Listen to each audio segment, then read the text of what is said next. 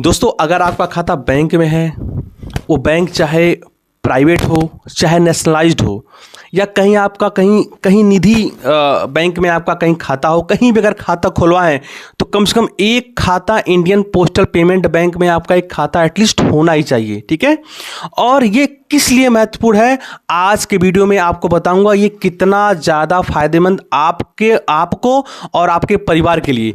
तो दोस्तों, इस वीडियो को बहुत ध्यान से देखिए। नमस्कार दोस्तों, एक बार फिर ग्रामीण फाइनेंस स्कूल में आपका स्वागत है।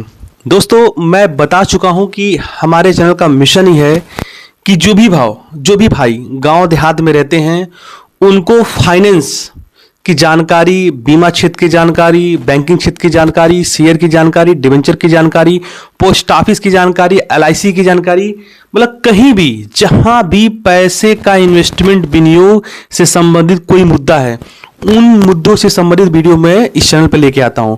सो हमारे चैनल का मिशन मैंने आपको क्लियर कर दिया है कि ग्रामीण फाइनेंस स्कूल मेरा इस चैनल का बनाने का मिशन ही है कि जो भी भाई गांव देहात में रहते हैं या माँ बहनें जो भी गांव देहात में रहती हैं, उनको आसान तरीके से ये एडवोकेट कृष्ण मोहन गुप्ता आपको आसानी भाषा में आपको इस फाइनेंस के मामलों को समझाने का प्रयास करता हूं।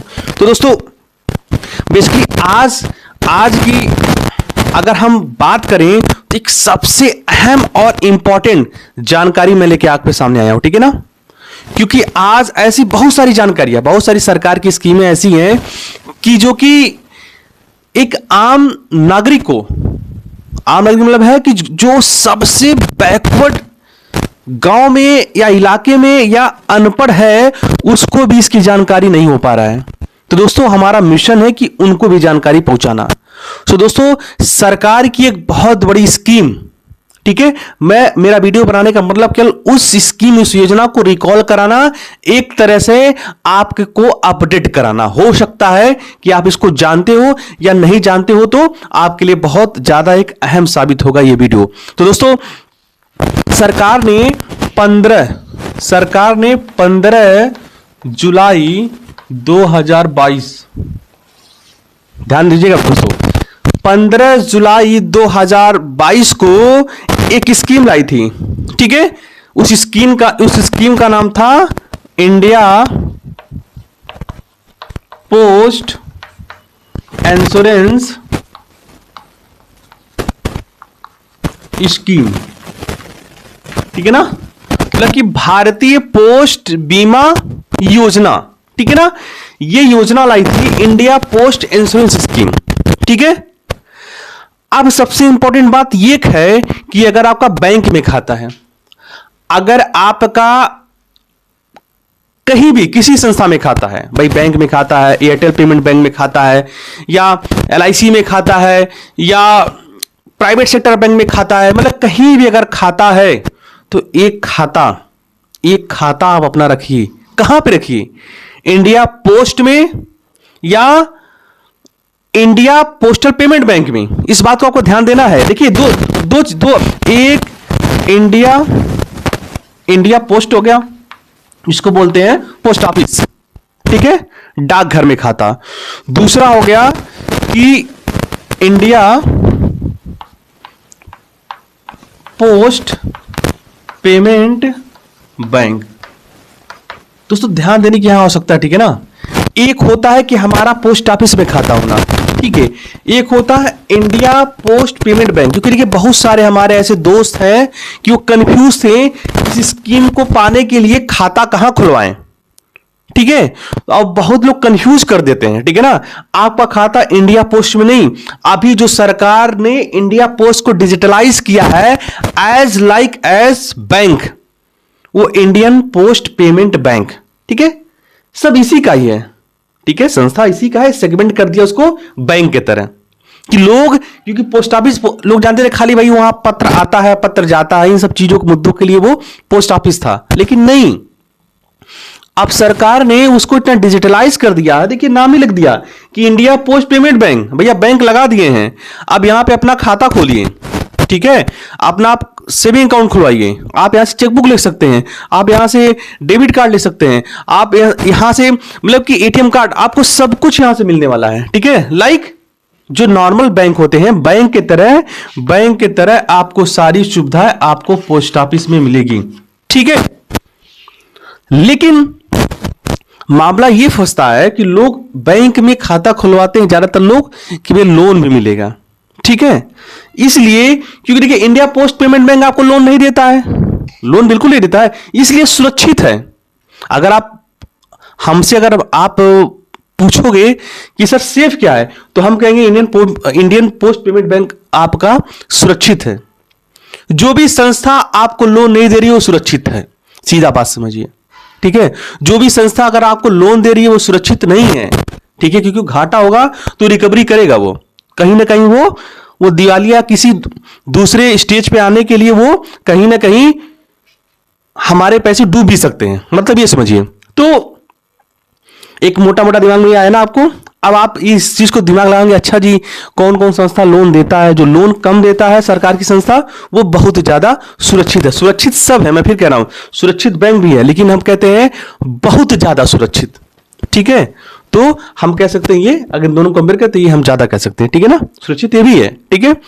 तो अब बात समझिए, आपको देखिए ये अपने पॉइंट पे आते हैं। अगर इंडियन पोस्ट इंश्योरेंस स्कीम में अगर आपको इसमें लाभ लेना है तो आपको इंडियन पोस्ट पेमेंट बैंक में आपका खाता होना चाहिए, ठीक है। खाता खुलवा लीजिए, कोई दिक्कत वाली बात नहीं है, खाता आप खुलवा लीजिए, ठीक है।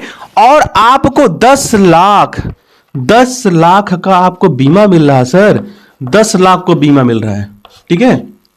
10 लाख का आपको बीमा मिल रहा है, ठीक है ना।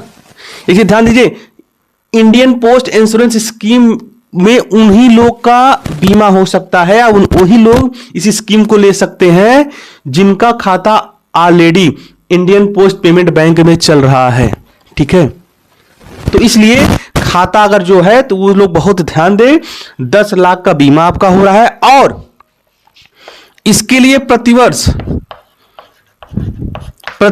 आपका 299 रुपए से लेकर 399 रुपए तक, ठीक है, आपको इसमें क्या करना है, प्रीमियम भरना है, ठीक है।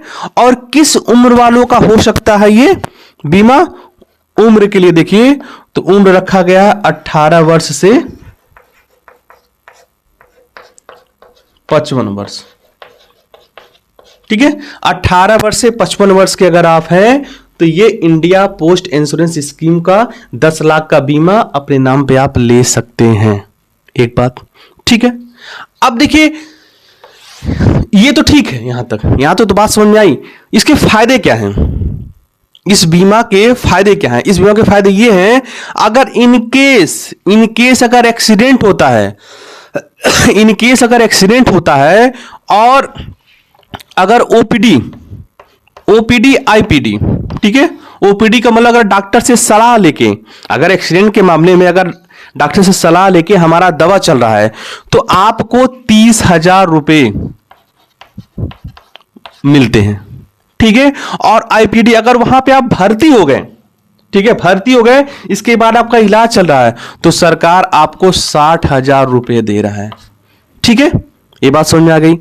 अच्छा जी, अब जो भी अगर इनकेस ये जिसने जो भी यहां पे जो पॉलिसी होल्डर था इंश्योरेंस पोस्ट इंश्योरेंस स्कीम में, अगर पॉलिसी होल्डर की मृत्यु हो जाती है, ठीक है, मृत्यु हो जाने के बाद उसके 2 बच्चों को, ठीक है, ध्यान दो, 2 बच्चों, क्योंकि सरकार, देखो सरकार की भावनाओं को समझिए, सरकार कहते हैं कि हम दो हमारा दो, ठीक है, फैमिली प्लानिंग की बात ज्यादा हमेशा करता है। और आप देखो सरकार में हमेशा ऐसी चीजें आती हैं कि देखो बहुत सारी सुविधाएं हैं जो कि जिनके पास 2 बच्चे हैं केवल उनको ही मिलता है, ठीक है। अभी देखिए बीच में है ना, या अभी चल रहा है कि ग्राम प्रधान भी अगर वही लड़ सकते हैं जिनके पास 2 या 3 बच्चे हैं, ठीक है। तो सरकार भी चाहती है कि देखो जो योजनाओं का लाभ, ऐसा नहीं कि भाई किसी के पास 15 बच्चे 20 बच्चे हैं तो वो ज्यादा उसका वो मतलब कंज्यूम कर ले, ठीक है। इसलिए सरकार चाहती है कि देखो जी हम 2 हमारे 2, ठीक है। इस प्लानिंग को आप समझिए, और उसी प्लानिंग के तहत ही केवल 2 बच्चे, अगर मान लो 4 बच्चे तो वो देगा ही नहीं कि आईपीडी, मतलब कि अगर आप वहां पे एडमिट होते हैं, भर्ती होते हैं, 60,000 रुपया प्लस जितने दिन वहां पे भर्ती हैं 1,000 रुपया प्रतिदिन के हिसाब से सरकार देती है। यहां तक ही नहीं, अगर व्यक्ति विशेष अगर यहाँ पे मृत्यु हो जाती है तो सरकार 1 लाख रुपया 2 बच्चों को भी देती है पढ़ाई के लिए। सो दोस्तों ये स्कीम बहुत बढ़िया है, बहुत अच्छा है। एक बार आप पोस्ट ऑफिस में जाइए, इंडियन पोस्ट पेमेंट बैंक जहां भी इसके ब्रांचेस खुले हैं, एक बार वहां पे आप जाइए, पता कीजिए। हो सकता है कि आपको मात्र छोटी मोटी अमाउंट या प्रीमियम देके एक अच्छा खासा आपका 10 लाख का बीमा हो पाए। ठीक है, तो दोस्तों इस वीडियो का बनाने का मकसद ये है कि आप कम से कम ये फाइनेंस सेक्टर की जो भी सारी चीजें बातें होती हैं उसको आप जानिए और समझिए। दोस्तों इस वीडियो में इतना ही, मिलते हैं अगले वीडियो में किसी अच्छे फाइनेंस के मामलों की जानकारी ले, किसी अच्छे सरकारी स्कीम के इन्वेस्टमेंट या बचत से संबंधित मामलों की जानकारी लेके। तो दोस्तों बहुत बहुत धन्यवाद वीडियो देखने के लिए। मिलते हैं अगले वीडियो में, तब तक के लिए जय हिंद, जय भारत, थैंक यू।